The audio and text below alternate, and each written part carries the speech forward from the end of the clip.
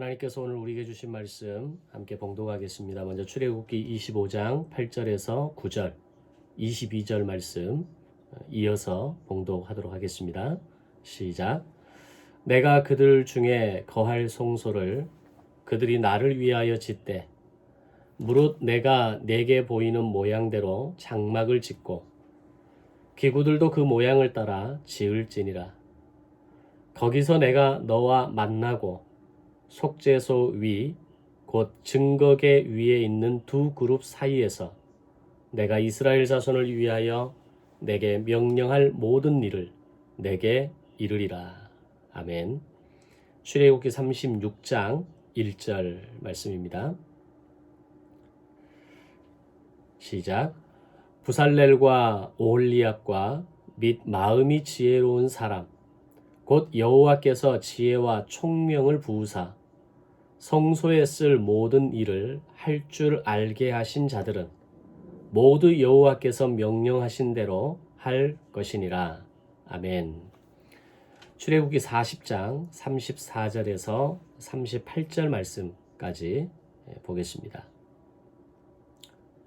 시작.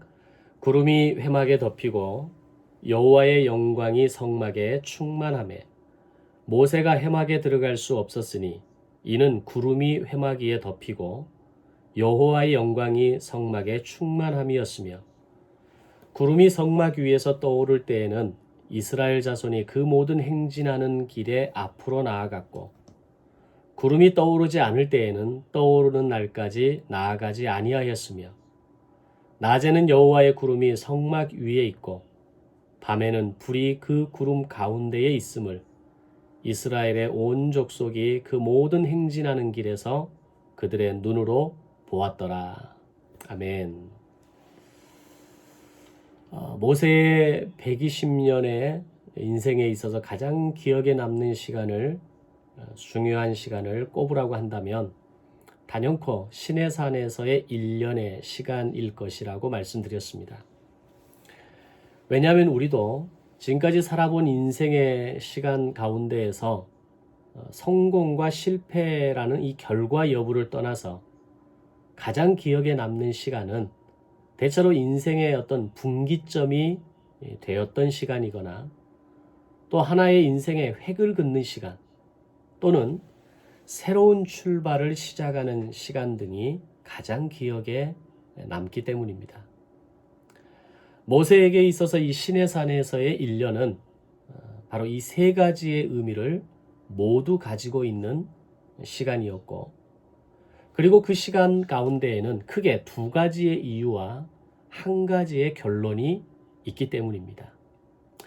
먼저 두 가지 이유 가운데 첫 번째 이유는 이곳 시내산에서 하나님과 이스라엘 백성들 사이에 반드시 지켜져야 할 시내산 언약이 주어졌다는 것입니다.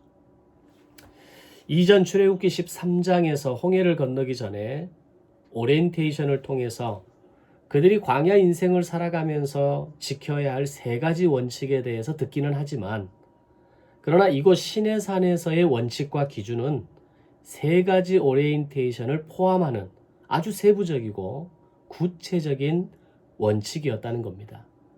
무엇보다도 613개의 조항을 가진 최초의 성문법이 주어지는 바로 시간과 장소가 이곳 시내산이었습니다. 물론 세계 3대 법전으로 꼽히는 3개의 법전이 있습니다. 함무라비 법전, 또 로마의 대법전, 또 나폴레옹 법전 이 세 가지가 있고 그 중에 함무라비 법전은 BC 1700년대에 나온 법전입니다. 그러면 이 시내산 언약과 비교했을 때 300년 먼저 나온 법전이 있습니다. 그런데 그 조항은 200여 개에 불과합니다. 무엇보다 시내산 언약은 이 성문법은 인간이 정한 법이 아니라 하나님께서 직접 정해주신 법이면서 그 내용 가운데는 민법, 상법, 형법, 소송법, 세법 이 모든 것들은 기본이고 심지어는 주인의 소에 바쳤을 때에 어떻게 배상의 법을 적용해야 되는가 라는 것을 기록할 정도로 아주 세부적이고 인간의 삶의 깊숙한 내용의 영역까지 세밀하게 다루었다는 점에서 그 어떤 법전보다 뛰어나고 탁월한 법이었다라는 겁니다. 근데 거기에 비해서 불과 3개월 전까지 이스라엘 백성들은 그들이 지켜야 할 어떤 기준도 원칙도 없는 사람들이 바로 이스라엘이었습니다. 불평이 올라올 때는 마음대로 불평했고, 자신들이 원하고 필요로 하는 것이 채워지지 않을 때에도 이미 출애굽을 경험하고 홍해의 기적을 경험했음에도 불구하고 아무런 여호와 장치 없이 대상을 막론하고 마구 쏟아낸 것이 이스라엘의 모습이었습니다. 그런 상황이 올 때마다 모세는 부르짖었고, 모세가 부르짖을 때마다 하나님은 물과 만나를 주셨고 목마름을 해결해 주셨습니다. 그것이 애굽에서의 하나님의 기적을 6개월 동안 경험한 사람들의 모습이었고, 이후 출애굽 이후 3개월 동안 광야를 지나오는 동안에도 변함없이 나타나는 그들의 모습이었습니다. 여기서 분명하게 알 수 있는 것은 인간은 절대로 기적을 경험해서 바뀌는 존재가 아니라는 겁니다. 이 일만 해결해 주시면, 건강만 회복하게 해주시면, 이런 일이 나에게 일어나기만 한다면, 심지어는 내 자식이 대학에 들어가고 좋은 이 직장, 내가 지금 기도하는 이 직장에만 들어갈 수 있다면 내가 뭐라도 하겠습니다. 내가 믿음을 결단하고 정말 믿음 생활 잘 하겠습니다 라는 말들을 하지만 기적은 절대 사람을 바꾸지 못한다라는 겁니다. 기적을 경험해도 평생을 살아도 바뀌려는 자기 결단과 자기 경영에 대한 의지가 없다면 절대로 안 바뀌는 것이 인생인데, 어떻게 3개월의 광야의 시간만으로 바뀌는 것을 우리가 기대할 수 있겠습니까? 자, 그런데도 하나님은 그들을 신의 산으로 인도하시고 여전히 제멋대로의 인생을 살아가는 이스라엘이었지만 하나님은 이스라엘과 신의 산 언약을 맺으셨다는 겁니다. 그리고 이날부터 그들은 반드시 지켜야 할 하나님과의 약속이 공식적으로 세워진 시작된 날이었다는 겁니다.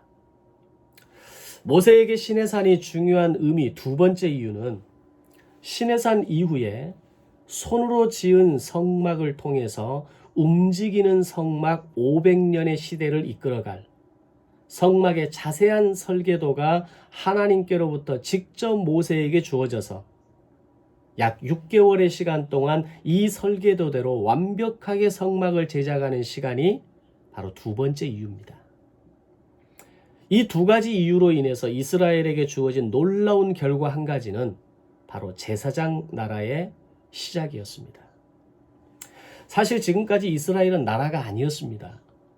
애굽이라는 제국에 의해서 나라가 될 수 있는 가능성을 완전히 빼앗겨버린 민족이었고, 요셉의 죽음 이후에 약 400년간 비참한 노예 생활을 했기 때문입니다.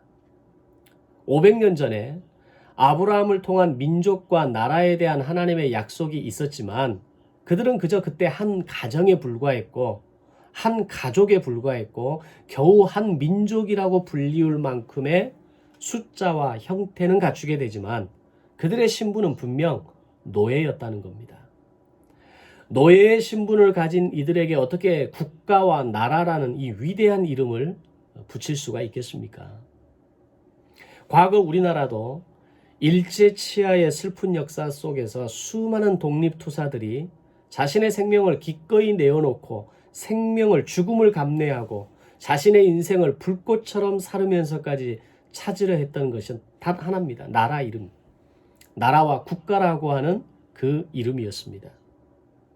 일본 제국주의에 의해서 잃어버렸던 이 이름을 찾고 회복하기 위해서 수많은 사람들이 고문과 배신과 죽음의 터널을 통과하면서까지도 국민들의 간절한 소망 속에서 끊어지지 않았던 한 가지 소원은 주권 회복이었고 나라를 되찾는 것이었습니다. 그 시간을 보기만 해도 오늘 우리가 대한민국이라는 이 나라의 존재와 나라를 가지고 있는 국민에게만 주어지는 주권이 얼마나 소중한 것인가를 알 수 있습니다. 그런데 이스라엘은 우리와 경우가 달랐습니다. 그들은 잃어버릴 나라도 국가라는 이름도 없이 살아왔던 그저 숫자 많은 민족에 불과했다라는 겁니다. 그런 이스라엘을 하나님께서는 불과 출애굽 이후 3개월 만에 시내산에 도착하게 하시고 이스라엘 백성들과 시내산 언약을 맺으시고 이곳 시내산에서 머무는 1년의 시간을 통해서 한 나라를 시작할 수 있는 완벽한 모든 세팅을 마치는 시간이 있었다는 겁니다. 그리고 그 모든 세팅을 마치시고 그들에게 붙이신 이름이 제사장 나라라고 하는 이름이었습니다. 과거 많은 나라들의 역사를 살펴보면 수많은 연호와 국호를 가진 나라들이 각자의 명분과 당위성을 가지고 나라를 세우고 또 때로는 그 나라가 사라지고 교체되어 왔지만 그 과정은 사실 수년, 수십 년간을 거쳐야 비로소 완성되는 것이었습니다. 그런데 나라도 국가의 존재도 없었던 심지어는 노예 민족이었던 이스라엘이 이 제사장 나라라고 하는 거룩하고 위대한 이름으로 완벽하게 세팅되는 데 걸린 시간은 불과 출애굽 이후 시내산까지의 3개월 그리고 시내산에서의 1년이 전부였다는 겁니다. 이것이 위대한 영웅 한 사람 또는 강력한 권력과 막대한 부를 가지고 있다고 해서 그게 가능한 일이겠습니까? 가능할 수 있는 이유는 딱 하나입니다. 하나님과의 약속이 이스라엘에게 있었기 때문입니다. 그리고 500년을 인내하시고 기다리셨던 하나님께서 마침내 때가 되어 모세를 통해 이스라엘을 애굽에서 불러내시고 시내산으로 몰아가셔서 자기 백성과 언약을 맺으시고 그들을 제사장 나라로 세우셨기 때문입니다. 오늘 우리를 향한 하나님의 약속이 이런 엄청난 힘이 있다는 것을 우리는 알아야 합니다. 하나님의 말씀을 통해 내게 주신 약속은 아무런 자격도 조건도 없는 나이지만 반드시 그 일을 이루어 가실 하나님이 오늘 나를 통해 우리를 통해 그리고 교회를 통해 일하실 것이기 때문입니다. 적어도 우리가 하나님의 약속을 붙들고 살아가는 것이 사실이라면 우리에게도 동일하신 약속을 이루어 가시는 하나님께서 저와 여러분과 함께 하실 줄로 믿습니다. 아멘. 약속을 기억하지 못하고 불평과 원망으로 살아가고 있는 이스라엘에게도 이런 엄청난 약속을 이행하셨는데 오늘 내게 주신 그 약속의 말씀을 붙들고 오늘 한 해 나에게 주신 그 약속, 오늘 우리 가정에게 주신 그 약속의 말씀을 붙잡고 살아가는 하나님의 사람들에게 당연히 그렇게 하시지 않겠습니까? 그러면 오늘 내게 주시는 말씀이 얼마나 소중하고 이 약속의 말씀이 오늘 얼마나 강력한지를 우리는 깨닫게 되는 것입니다. 시내산은 500년 전 하나님께서 아브라함에게 하셨던 약속, 그 모든 민족이 너에게 속하도록 하시겠다는 이 후손과 민족에 대한 약속이 마침내 제사장 나라라고 하는 이름으로 성취되고 이루어지는 역사적인 순간이었던 겁니다. 그리고 이스라엘은 하나님 앞에 부족하지만 다 행하겠습니다. 이 한마디 선언과 고백을 통해서 제사장 나라의 거룩한 백성으로 살아갈 것을 결단하게 되는 겁니다. 그래서 제가 늘 하는 말로 정답을 말하는 것이 중요하다고 말씀드리는 겁니다. 내 삶은 아직은 이런데, 나는 아직 부족한데, 나는 아직 그럴 만한 어떤 그렇게 자신 있게 말할 만한 모습이 아닌데 라는 마음으로 뒷걸음치고 물러나고 주저하게 되면 안 되는 겁니다. 왜? 우리의 힘으로 우리의 어떤 확신으로 그렇게 살아낼 수 있는 힘이 우리에게는 처음부터 없었기 때문입니다. 마치 이스라엘 백성들처럼. 자, 이렇게 시내산 언약이 체결되고 드디어 하나님과 이스라엘의 동역이 시작되기 시작합니다. 지금까지는 하나님의 기적으로 문명과 싸우셨고 하나님의 일방적인 은혜로 광야를 지나왔다면 이제 시내산 이곳에서부터는 하나님과 이스라엘이 함께 제사장 나라를 이루고 거룩한 백성을 살아가는 꿈을 꾸게 되었던 겁니다. 자, 이런 엄청난 의미와 꿈이 시내산에서의 1년을 통해 진행되는데 모세에게 가장 기억에 남을 만한 기념비적인 장소와 시간이라고 말하기에 충분하지 않겠습니까? 그 1년의 시간이 모세는 얼마나 감격스러웠겠습니까? 이후에 다시 말씀드리겠지만 그 완성된 성막에 하나님의 영광이 가득하고 그 영광의 구름이 언약궤에서부터 피어오르는 모습을 보았을 때 모세의 마음이 얼마나 벅찼겠습니까? 얼마나 감격했겠습니까? 자, 이제 드디어 하나님과 이스라엘 백성들 간의 동역이 시작됩니다. 그 첫 동역의 시작은 바로 성막을 제작하는 것이었습니다. 성막을 제작하는데 이스라엘과 하나님의 동역이 시작되었다라는 이 말의 의미는 각자에게 주어진 역할이 분명했다라는 겁니다. 그리고 자기에게 주어진 몫을 제대로 분명하게 감당할 때 그것을 동역한다 또는 우리말로 동업한다라고 이야기합니다.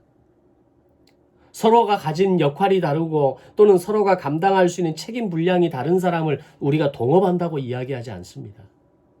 서로가 균등한 책임감과 또한 동일한 에너지와 또한 동일한 투자 요건을 가지고 거기에 뛰어들 때 동업, 동역이라는 단어를 사용하는 겁니다. 그런데 이 성막 제작이 바로 하나님과 이스라엘 백성들 간의 동역이 시작되는 첫 번째 작품이었다는 겁니다.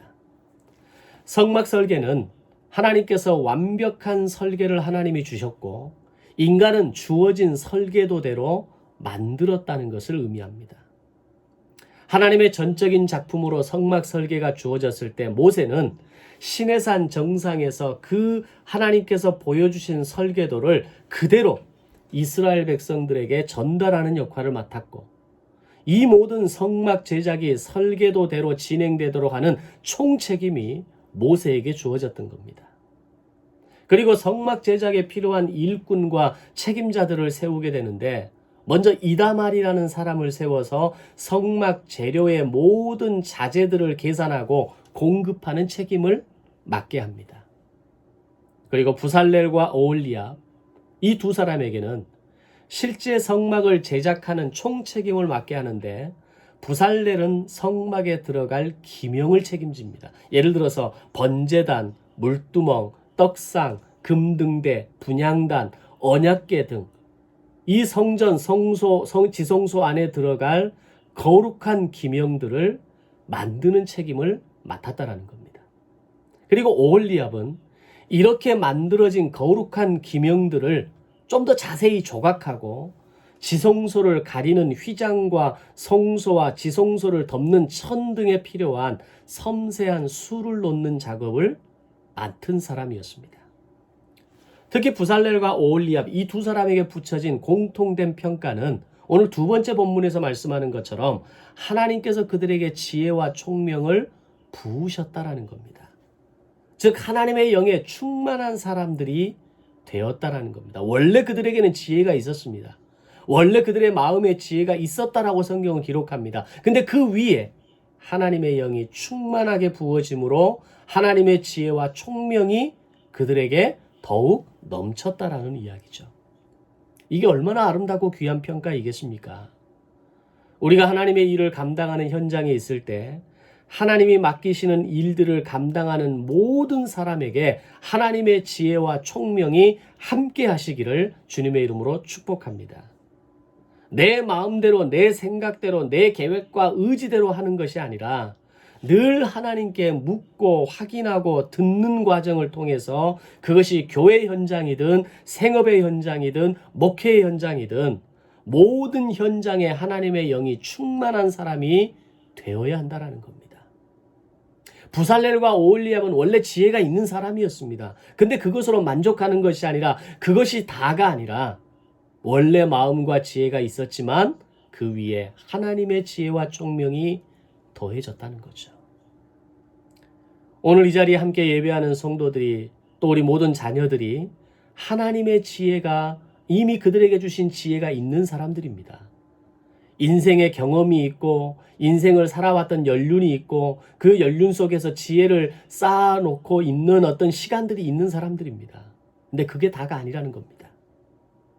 거기에 하나님의 지혜와 총명이 더해질 때 부살렐과 오홀리압처럼 하나님의 성막을 제작하는 이 완벽한 동역의 사역을 감당하는 사람이 된다라는 겁니다. 근데 얼마나 많은 사람들이 자기 생각대로, 자기 계획대로, 자기 기준대로, 자기 경험대로 그렇게 인생을 풀어가려 하는 사람들이 얼마나 많습니까? 예배 전에 말씀드린 것처럼 여의도 모 교회 그분에게도 만약 그가 정말 하나님의 지혜와 총명을 구하면서 하나님의 영에 충만한 사람이 되어서 이것이 정말 맞는 것입니까? 이것이 정말 옳은 것입니까? 라고 묻는 시간이 단 한 번이라도 제대로 있었다면, 하나님의 영에 충만한 시간이 그에게 있었다면 그런 말 하지 않죠. 그런 말도 안 되는 이야기에 속아 넘어가지 않죠. 만약에 그게 진짜라면, 좋습니다. 만약에 진짜라고 믿었다면 전 국민 5천만에게 다 줘야 하지 않습니까? 그게 교회죠. 그게 생명을 전하는 사람의 모습이죠. 그런데 가족 수만 얘기하세요. 여러분의 가족 숫자만 얘기하세요. 그러면 그 가족 수만큼 드리겠습니다. 이것은 한 장로님이 모든 재정을 다 부담해서 여러분에게 주는 선물입니다. 정말 웃기는 이야기입니다. 어떻게 그런 이야기를 할 수가 있습니까? 사실도 아니지만 사실이라면 그렇게 할 수는 없는 거죠. 그런데 부살렐과 오홀리압은 하나님의 영이 충만한 사람이었다는 겁니다. 사랑하는 성도 여러분, 여러분이 가진 그 지혜, 경험, 인생의 연륜, 그 위에 하나님의 지혜와 영이 충만하게 임하시는 인생이 되시기를 바랍니다. 이런 아름다운 헌신과 사명은 당시의 지도자들에게만 있는 것은 아니었습니다. 모든 이스라엘 백성들은 각자 자신의 것을 즐거운 마음으로 최선을 다해 내어드리는 아주 중요한 역할을 하게 됩니다. 심지어는 백성들이 자원하여 예물을 드리는데 그들의 가져오는 예물이 너무 많아지면서 출애굽기 36장 3절 이하에 보면 모세가 백성들로 하여금 자원하여 드리는 것을 멈추게 할 정도였습니다. 그렇게 드려진 예물은 이 모든 성막의 역사를 감당하기에 넉넉하고 남는 일까지 있었다라고 성경은 기록합니다. 자, 여기서 한 가지 질문을 해볼 수 있는 것은 이때 모든 백성들이 자원하여 드렸던 예물의 출처가 어디라고 생각하십니까? 그들이 애굽의 노예로 있으면서 무슨 수로 재물을 모으고 언제 몸에 걸고 끼고 다닐 수 있는 시간이 있었겠습니까? 그런데 출애굽기 12장 35절 36절에 보면 그들이 출애굽할 때 유월절 밤 이후 하나님께서 이스라엘 백성들 가운데 내린 명령 하나가 너희의 주인 애굽 사람에게 은금, 폐물과 의복을 구하라는 것이었습니다. 이 말의 의미는 가서 탈취하고 빼앗으라는 의미가 아니라 그들이 지난 400년 노예 생활을 통해서 수고했던 그 시간에 대한 정당한 요구와 계산을 하라는 것이었습니다. 과연 이게 가능한 일일까? 근데 놀라운 일이 일어납니다. 실제로 이스라엘 백성들이 애굽 사람들에게 가서 이것을 요청했을 때 하나님께서 애굽 사람들의 마음을 감동시키셔서 그들이 구하는 대로 주었고 그들은 애굽 사람의 물품을 취하여 나왔다는 겁니다.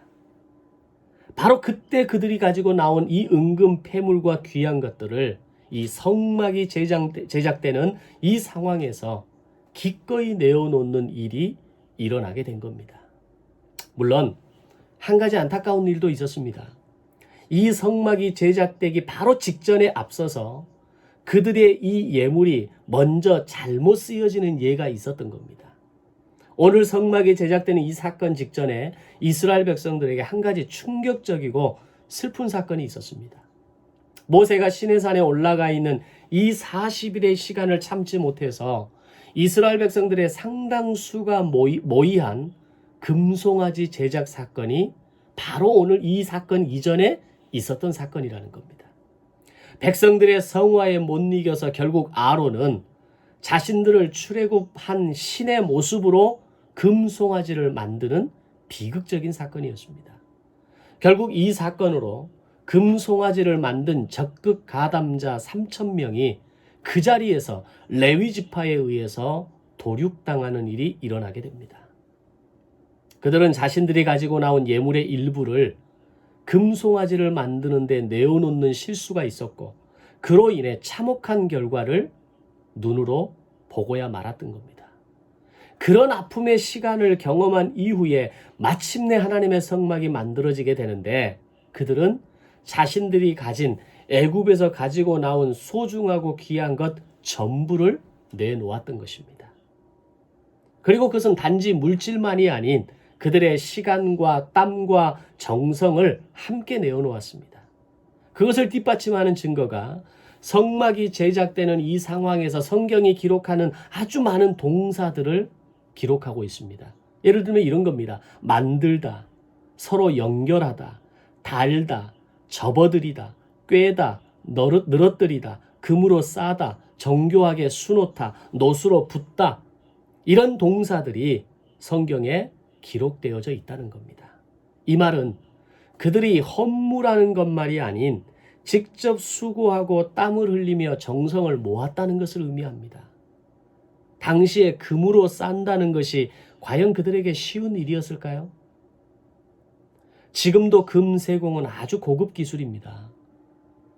특히 금을 채취하고 녹여서 순금을 만들고 그것을 성전의 기명들을 쌓는 일을 했다는 것은 그 일 하나하나의 공정이 땀과 정성이 들어가야만 가능한 일이었다는 겁니다. 그런데 그들의 손은 오랜 노예 생활로 인해 투박하고 마디마디는 굵어졌을 것이고 섬세한 금 세공 기술을 익히기에는 결코 길지 않은 짧은 시간이었을 겁니다. 그럼에도 불구하고 그들은 온몸과 정성을 다해 이 모든 일을 해냈다라는 겁니다. 그렇게 성막을 만드는 데 소요된 시간이 모두 5개월 20일의 시간이 소요됩니다. 그것은 그만큼 정교하고 섬세한 기술 그리고 정성과 마음을 다해서 성막의 모든 기명들을 제작해냈다라는 것을 의미합니다. 이후에 다윗과 솔로몬의 성전 건축이 7년 동안 진행됩니다. 이 성막 하나를 만드는데 6개월, 이 성전 하나를 만드는데 7년이 걸렸다는 겁니다. 요즘 어지간한 주택 하나 짓는데 3개월이면 끝납니다. 한 3층, 2층짜리 높이의 어떤 건물 하나, 어떤 빌라 건물 하나 짓는데 3개월, 5개월 넘지 않습니다. 그런데 그 천으로 된 성막, 회막을 짓는데 6개월이 걸렸고 성전의 건물 하나를 짓는데 7년이 걸렸다는 겁니다. 이걸 의미하는 것은 거기에는 하나님의 지혜가 담긴 설계도대로 정확하게 만들어져가는 과정이 있었다는 것을 의미하고 모든 백성들과 기술자들과 책임자는 정성을 다해 만드는 시간이 있었다는 것을 의미합니다. 성막은 자기가 만들고 싶은 대로 만들면 안 된다는 것을 말씀합니다. 성막은 세상에서 처음 만들어지는 것이었기 때문에 어느 것 하나 쉬운 작업이 없었을 겁니다. 그래서 부살렐과 오홀리압은 하나님께서 주신 이 성막의 설계도가 다 낡아질 때까지 보고 또 보고 연구하고 또 연구하면서 설계도대로 완벽한 성막 제작을 위해 혼신의 힘을 기울였을 것이고 이 성막의 설계도대로 그대로 지어지는 것을 총감독하는 모세는 모든 심혈과 모든 마음을 다 쏟았을 겁니다. 이것이 오늘 우리에게 뭘 가르치는 말씀입니까? 교회는 성도가 만들고 싶은 대로 목사가 만들고 싶은 대로 만들면 안 되는 겁니다. 예를 들면 내가 이전에 실망했던 교회의 모습을 떠올리면서 교회를 나왔습니다. 그리고 새로운 교회에 와서는 그 반대의 교회로 만들어가는 것이 바른 교회로 만들어가는 것이라고 생각해서는 안 된다는 겁니다.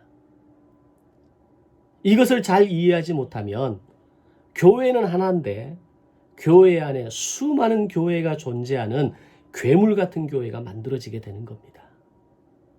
건강한 교회를 세워간다는 것은 결코 쉽지 않은 겁니다. 그래서 우리는 하나님께서 주신 이 성경 한 권, 이 말씀의 한 장 한 장을 낡고 닳아질 때까지 성경을 통독하고 묵상하고 공부하고 훈련해야 하는 겁니다. 1년에 10번, 5번, 3번 읽어야 하는 이유가 그것이 나의 나름대로의 업적과 나의 신앙의 어떤 위로와 정당성을 부여하는 노력이 아니라 연구하고 또 연구하는 겁니다. 보고 또 보는 겁니다. 정말 한 번도 제대로 살아본 적이 없기에, 정말 말씀대로 살아간다라는 것이 아직 우리에게 뚜렷한 경험이 없기에, 그런 경험, 그런 신앙, 그런 교회를 만들어가기 위해서 성경을 닳아질 때까지 통독하는 겁니다. 연구하고 또 연구하는 겁니다. 우리 꿈이 있는 교회가 작지만 한 영혼을 세워가며 붙여주시는 생명을 돕고 살리고 세우는 그런 건강한 교회로 만들어져 가기를 소원합니다.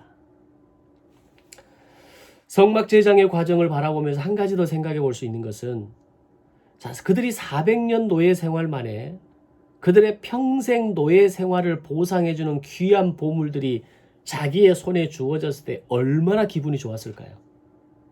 아마 수시로 꺼내보고 닦고 자신의 몸에 걸고 달아보고 비춰보았을 겁니다. 그리고 다시 깊숙한 곳에 집어넣었을 겁니다. 행여나 잊어버릴까 봐. 우리도 좋은 선물을 받게 되면 꺼내보고 쳐다보고 쉽게 사용하지 못하고 그걸 들고 다녀야 되는데, 그게 아까워서 닳아질까 봐 못 들고 나가죠. 행여나 명품 가방이라도 하나 받아보십시오. 그거 아무데나 들고 나가겠습니까? 정말 귀한 자리, 정말 나를 좀 돋보이게 할 수 있는 자리에 가지고 나가겠죠. 그저 바라보는 것만으로도 좋았을 겁니다. 그런데 그렇게 소중한 것을 내어드렸다라는 것이 정말 대단한 헌신의 결단이라는 겁니다. 실제로 이 성막을 제작할 때 그들이 헌물로 드려졌던 금이 우리 계산, 우리 이 질량법으로 환산하면 1000kg입니다. 1kg 금바도 제대로 본 적이 없어서 제대로 실감은 안 되시죠? 1000kg의 금을, 1000kg가 넘는 금을 헌물했다는 겁니다. 이걸 오늘날 개념으로 환산해 보면 지금 한 돈에 26만 원입니다. 720억의 가치를 헌물했다는 겁니다. 처참한 노예 생활을 마치고 겨우 손에 얻은 이 보물 한 덩어리를 전부 내어드렸다는 겁니다. 그것은 그들이 가진 전부였고, 내가 가진 이 전부를 온전히 내어드리는 어마어마한 헌신을 경험하게 했다는 겁니다. 자, 그렇다면 중요한 것은 왜 하나님께서 이스라엘로 하여금 애굽 사람들에게 은금 폐물과 같은 이 보물들을 애굽 주인들에게 요청해서 가지게 나오게 하셨는가에 대한 이유가 바로 이 시점에서 밝혀지게 됩니다. 사실 이스라엘 백성들이 광야 생활 가운데 이런 보물들이 뭐가 필요했겠습니까? 광야에서 장사를 했습니까? 무슨 사업을 했습니까? 하나님의 입장에서 만나와 메추라기를 통해 먹이실 이 모든 완벽한 준비를 가지고 계신 분이 굳이 이런 보물들을 요청해서 가지고 나오게 하신 이유가 뭐냐라는 겁니다. 이유는 한 가지입니다. 바로 성막 제작을 위한 계획을 하나님이 가지고 계셨기 때문입니다. 그리고 그들이 자원하여 기쁨으로 예물을 드리게 하는 과정을 통해서 정말 헌신의 기쁨이 무엇인지, 대단한 헌신의 과정과 결단을 통해서 이 기쁨이 얼마나 큰 것인가를 경험하게 하려고 하셨다는 겁니다. 하나님에게 있어서 성막 하나를 딱 지어내는 것이 그분에게 무슨 큰 일이겠습니까? 금으로 싸고 입히는 정도가 아니라 모든 걸 금덩이로 만들어도 그분에게는 아무 일도 아닌 겁니다. 6개월의 기적을 통해서 10번의 기적을 통해서 우리는 그런 하나님의 실력과 능력 정도는 간파하고 볼 수 있어야 합니다. 우리의 인생에 지금까지의 우리의 인생을 여기까지 생존하게 하시고 그때마다 필요한 물질과 오늘 우리의 인생의 환경과 우리의 기도에 응답하셨던 그 하나님의 은혜의 기적을 돌아보기만 한다면 성막 하나를 지어내는 거 당신에게는 아무 일도 아닌 겁니다. 그러나 이스라엘 백성들이 지난 노예 생활 속에서 정말 경험하지 못한 하나의 사건이 있다면 그것은 드림이 뭔지를 모르는 겁니다. 헌신의 기쁨이 뭔지를 모르는 겁니다. 오늘 나의 전부를 내어드림으로 말미암아 하나님께서 나의 인생 전부를 책임지신다라는 것을 그들은 단 한 번도 경험하는 시간이 없었다라는 겁니다. 그들은 기회만 되면 움켜쥐었을 겁니다. 손에 쥐어지는 것이 있다면 내 입으로 먼저 갔을 것이고 자식과 가족들 입에 뭐라도 채워 넣기 위해서 굶주린 인생을 힘들게 살아갔을 겁니다. 그런 인생을 살았던 이스라엘이 단 한 번이라도 드림이 무엇인지 헌신과 헌물의 기쁨이 무엇인지를 경험이라도 해봤겠습니까? 그게 불쌍한 인생이라는 겁니다. 우리가 이웃에게 뭔가를 나누는 것만으로도 기쁨이란 게 있거든요. 이웃에게 나누는 삶이 무엇인지, 오늘 내 입이 아닌 다른 누군가의 입을 행복하게 하는 것이 무엇인지, 그들의 삶의 필요를 채우는 것이 무엇인지를 경험하지 못하는 인생들이 얼마나 많습니까? 그저 내 입을 채우고 내 몸을 채우고 내 필요를 채우는 것이 내 인생의 목적이라고 생각하는 사람들이 허다합니다. 내가 벌어서 내가 쓴다는데 당신이 무슨 상관이야? 라고 말하는 것이 인생입니다. 이스라엘이 지난 400년간 그 노예의 근성과 그 가치관 속에서 한 번도 자유해 본 적이 없었던 사람들이라는 겁니다.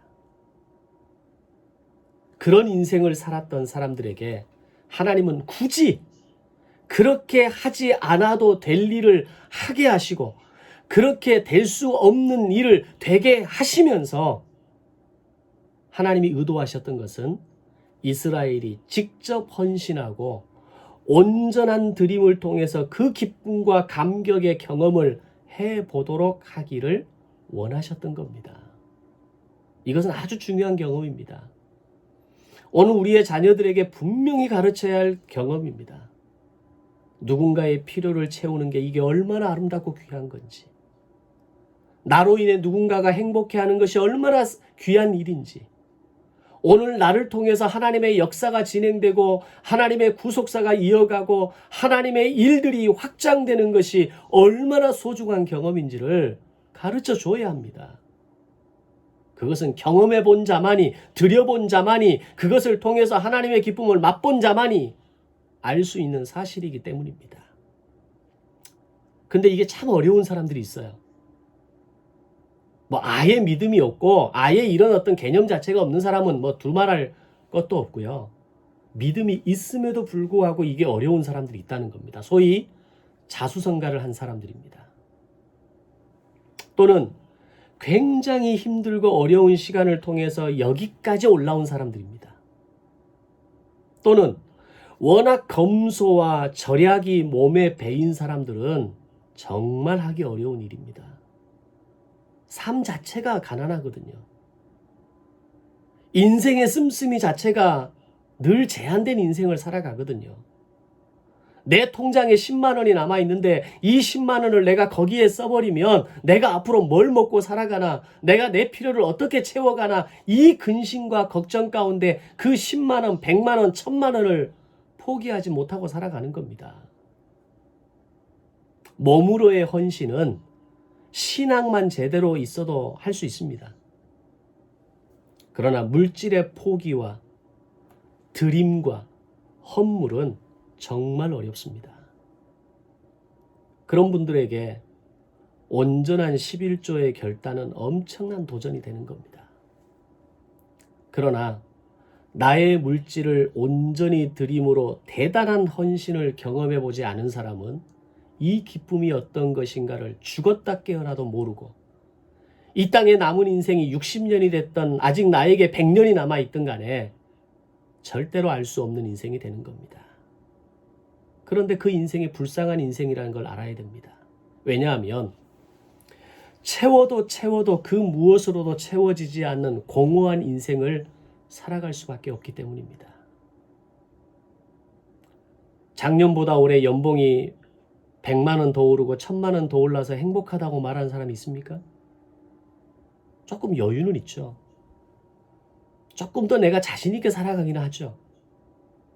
그러나 그 공허함은 채워지지 않는 겁니다. 그러나 온전한 11조와 헌물과 드림의 인생을 살아가는 사람은 그들만이 경험하는 특별한 은혜가 있는 겁니다. 하나님이 나의 인생을 책임져 주시는 은혜를 매 순간마다 경험하고 알아가기 때문입니다. 분명한 것은 절대 온전한 11조나 헌물과 드림이 복받는 비결은 아닙니다. 그것이 나와 내 자녀의 인생을 책임지는 노후 보장이나 성공 여부는 더더욱 아닙니다. 절대로 아닙니다. 혹시 그런 말을 하는 목회자들이나 사람들이 있다면 속으시면 안 됩니다. 내가 11조를 잘했기 때문에, 내가 하나님 앞에 드리는 삶을 살았기 때문에 하나님이 내 인생에 복 주셔서 나를 성공하게 하셨다. 그것은 다 잘못된 고백입니다. 그러나 온전한 드림의 인생을 살아가는 사람을 하나님은 반드시 책임져 주십니다. 물질이 됐든 자녀가 됐든 그의 인생 전부를 통해서 그 어떤 영역을 통해서든지 반드시 책임져 주십니다. 왜냐하면 그것이 제사장 나라의 원칙이고 기준이기 때문입니다. 원칙과 기준을 지키면 하나님이 복을 주시는 것입니다. 하나님이 지켜주시는 것이고 하나님이 채워주시는 것입니다. 아멘. 온전한 드림과 헌신의 삶을 살아내시고 그 기쁨과 감격, 그 드림의 헌신의 현장에서 나오는 기쁨과 감격으로 인해 넘치는 은혜를 체험하시기를 주님의 이름으로 축원합니다. 아멘. 자, 다시 본문으로 돌아와서 이렇게 이스라엘 백성의 엄청난 헌신의 결과로 드디어 주어진 설계도와 총감독 모세의 감독과 관리하에 성령으로 충만함을 입은 사람 부살렐과 오홀리압 그리고 백성들의 협력과 헌신으로 6개월 만에 성막은 완성되게 됩니다. 이곳은 하나님의 임재가 이루어지는 장소였고 하나님과 인간이 만나는 장소였고 하나님의 용서가 시작되는 장소였다는 겁니다. 하늘에 계셨던 하나님께서 시내산 정상으로 내려오셔서 모세를 만나셨던 하나님이 이제는 성막을 내려오셔서 이스라엘 백성의 진 가운데로 내려오셨던 겁니다. 하늘에 계신 하나님이 시내산 정상으로 시내산 정상에 내려오셨던 하나님이 이스라엘의 성막 가운데로 내려오셨다는 겁니다. 그리고 이 거룩한 처소에서 이스라엘을 만나시겠다고 말씀하신 겁니다. 그게 오늘 본문입니다. 거기서 내가 너와 만나고 속죄소 위 곧 증거계 위에 있는 두 그룹 사이에서 내가 이스라엘 자손을 위하여 내게 명령할 모든 일을 내게 이루리라. 아멘.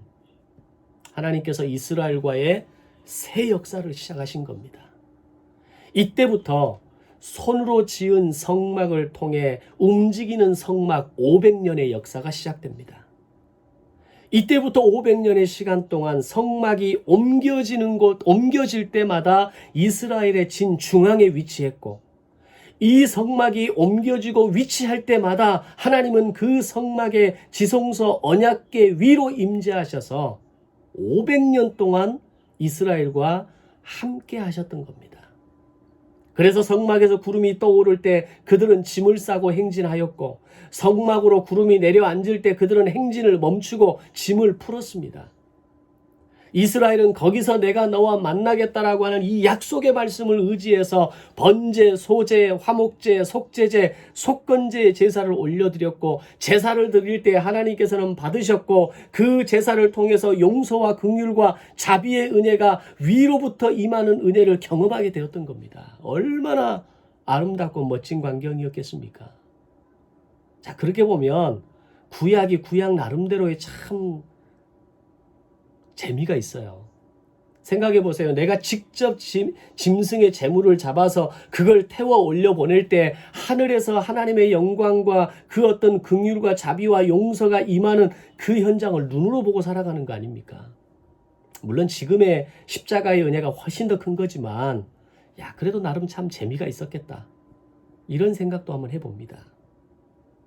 이렇게 손으로 지은 성막의 완성은 유월절 이후 출애굽 그 10번째 재앙 마지막 유월절 이후 정확히 1년 만에 이루어진 역사였습니다. 그 1년 만에 이루어진 역사로 말미암아 이후 500년 동안 하나님은 이곳에서 이스라엘의 진행에 따라 지속적으로 이스라엘을 만나는 장소로 사용하셨던 겁니다. 그리고 이후 다윗과 솔로몬을 통해서 손으로 지은 예루살렘 성전이 완성되면서 움직이지 않는 성전 1000년의 시대를 열어가게 됩니다. 그리고 마침내 움직이는 성막 500년, 움직이지 않는 성전 1000년의 시간을 지나서 손으로 짓지 아니한 참된 성소이신 예수님께서 시내산 언약 이후 1500년 만에 십자가의 죽음과 부활로 말미암아 네 몸이 성전이라는 완성된 새 언약을 이루어내신 겁니다. 아멘. 하나님의 이 치밀하고 완벽한 언약의 그림이 마음속에 그려지십니까? 손으로 지은 움직이는 성막 500년, 손으로 지은 예루살렘 성전 1000년, 손으로 짓지 아니한 참된 성전 예수 그리스도, 그리고 네 몸이 성전. 이 4개의 문장, 이 4개의 단어를 앞으로 잘 기억해 두시기 바랍니다. 아주 중요하게 다루어지는 주제들이 될 것입니다.